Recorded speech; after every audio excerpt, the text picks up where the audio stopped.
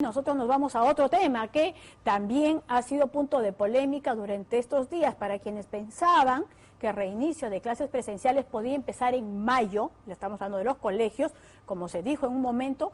Ayer la información fue aclarada. Durante la conferencia del sábado, el presidente Martín Vizcarra indicó que el reinicio de esas clases está sin fecha definida, pues no se puede exponer a los estudiantes al contagio del coronavirus. La noticia llega tras semanas de debate sobre la calidad de la educación virtual y si el pago de pensiones en colegios privados se debe o no mantener de la misma manera. Marco Vázquez y Cristian Loaiza con el reportaje. Inmediatamente después, el ministro de Educación estará aquí con nosotros en vivo. Puede hacernos llegar sus preguntas a través de Twitter en @PanoramaTV. Vamos con el reportaje de Marco Vázquez. Año 2020 sean las clases a distancia. Ese es el planteamiento y el orden que tiene en su estructura el Ministerio de Educación. O sea, prevé que todo el año va a ser clases a distancia. El Ministerio de Salud. El presidente Vizcarra dio ayer un anuncio impactante, pero previsible. Tenemos que todavía prorrogar sin una fecha clara y definida el inicio de las actividades educativas presenciales, es decir, en las aulas.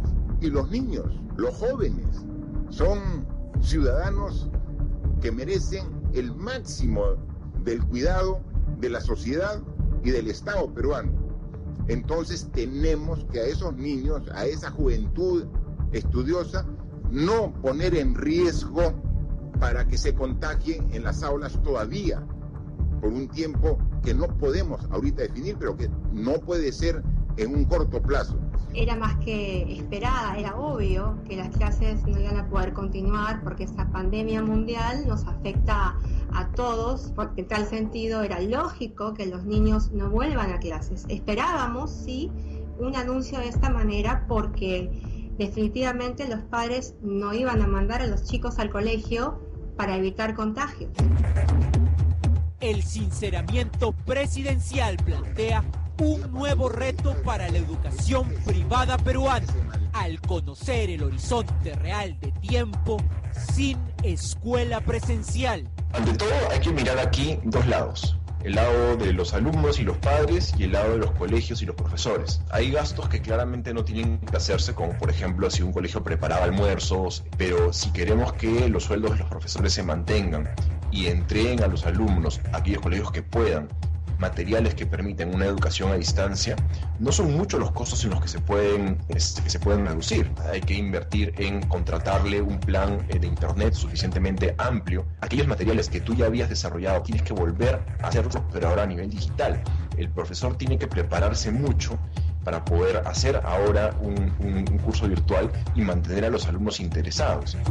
El debate ha arreciado en los últimos días. Es hegemónico en los hogares en cuarentena y espera un pronunciamiento oficial, mientras que las posiciones están tomadas. Nosotros hemos estado pidiendo desde que comenzó la iniciativa ciudadana que por favor bajen las pensiones, porque no se estaba brindando el servicio por el cual uno como padre de familia contrata. Vamos a insistir en la disminución de las cuotas de marzo y abril, por lo menos de un 50%. Por lo menos de un 50%. Uno contrata una educación presencial y lo que nos estaban dando era un apoyo. Tú tienes desde el lado del colegio el problema que tú ya tienes una norma previa al COVID-19 que permitía a los padres diferir los pagos incluso hasta la próxima matrícula. Esa situación entonces en el sector de educación ya era previa y no es que se tenga que dar una norma que permita diferir el pago, porque en la práctica ese pago los padres de familia ya lo pueden diferir, lo podían diferir antes del COVID. Y esa norma es la norma que tiene que ser revisada si es que se quiere dar una solución integral. La educación virtual, y esto lo hemos conversado con un especialista, con la doctora Ana María García, que es coordinadora de educación a distancia de la Universidad de Madrid, que es especialista en temas de educación a distancia. Nos dice, ¿no?, que los niveles de inicial y primario, la educación a distancia no sería viable. ¿Por qué? Porque los niños aprenden de otra manera, de una manera más lúdica. aprenden interactuando con los compañeros. Cáceres, ex viceministro, asegura que sí existirá una inversión de parte de los colegios para esta especie de reconversión. No, tú no puedes usar el mismo material pedagógico para fines presenciales que para fines digitales. Entonces hay todo una inversión en tiempo de aquellos materiales que ya estaban listos para empezar el año, que ahora tienen que reconvertirse de manera digital y en algunos casos cambiarse. No es simplemente, oye, prendo mi cámara y te empiezo a impartir clases a distancia. La iniciativa de Ciudadanos, Asociación Nacional de Padres de Familia de Colegios Privados, formados en plena cuarentena, solicita formalmente un reinicio. Sabemos que los profesores hacen un gran esfuerzo, pero también sabemos que ninguna persona, ni tú ni yo, puede aprender y capacitarse de la noche a la mañana en algo nuevo. ¿Qué estamos pidiendo? Suspensión del pago bajo mutuo acuerdo. Que hasta que el colegio nos muestre el plan a distancia anual del 2020, ajustado y aprobado por la UGEL, y que un comité de padres lo apruebe, se suspenda el cobro de las clases. Cuando este plan a distancia sea aprobado y que los padres también podamos aprobarlo, un comité de padres por colegio, el nuevo valor vaya acorde al servicio educativo que será brindado, con la salvedad que este será como un apoyo o experimento. Todas las partes sí reclaman que los colegios privados se acojan al programa Reactiva Perú para tener liquidez para planillas de profesores. El ANAPEF incluso asegura que se debe subsidiar a los colegios privados al 35%. La educación virtual a más pequeños es un tema más sensible todavía. Veamos el lado de los hogares. En el lado del hogar no es lo mismo un chico de sexto de primaria, primero de media, que tú le puedes dar mucho material para que lo trabaje por su cuenta y luego establecer puntos de contacto para poder controlar cómo va su aprendizaje, que un niño que tú requieres acompañar al 100% para hacer tanto sus tareas como para poder tener las sesiones virtuales. No es lo mismo.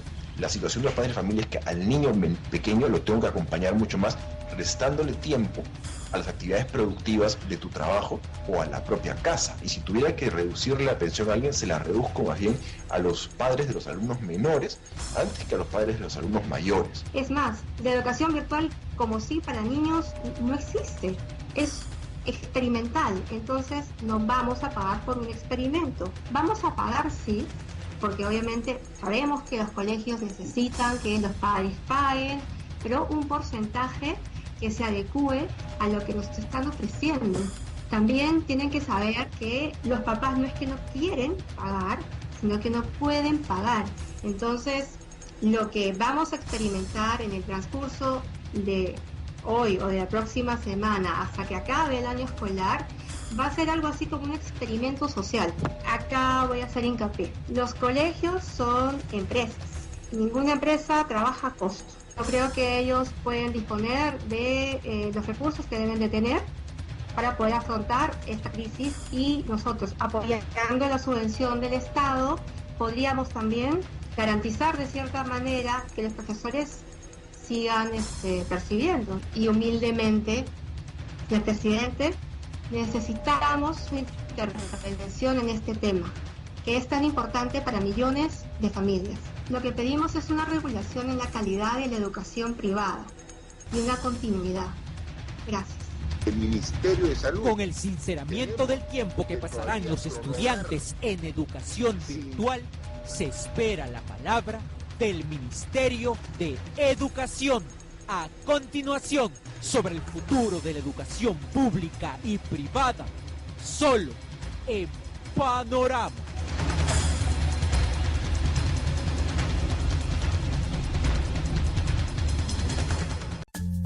ANAPEF, Asociación Nacional de Padres de Familia de Colegios Privados del Perú.